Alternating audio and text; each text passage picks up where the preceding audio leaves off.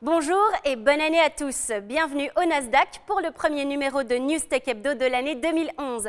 Au sommaire de ce journal, l'électronique grand public bat tous les records et est mise à l'honneur avec le lancement du Consumer Electronics Show et Facebook fait un pied de nez à Wall Street.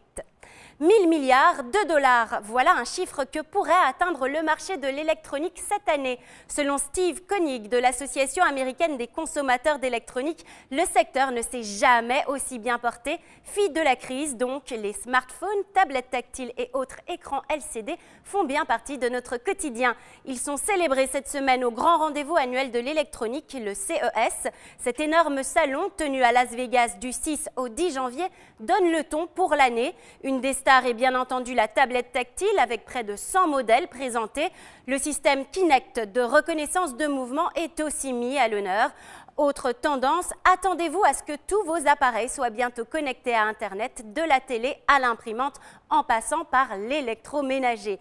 En 2010, le marché de l'électronique a progressé de 13% pour s'élever à 873 milliards de dollars. Cette année, il devrait encore progresser de 10%.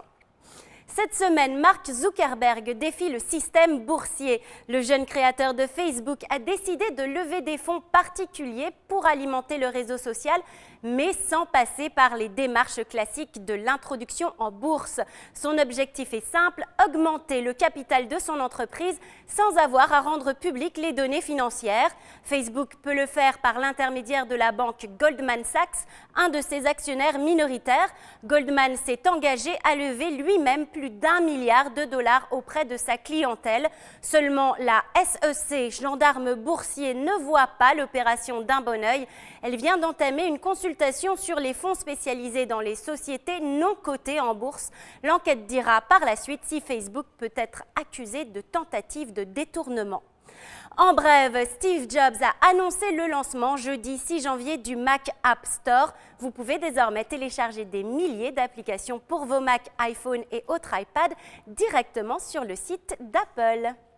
Newstech Hebdo, c'est tout pour aujourd'hui. Je vous retrouve samedi prochain au Nasdaq pour faire le point sur l'actualité technologique et Internet de la semaine avec NYFP.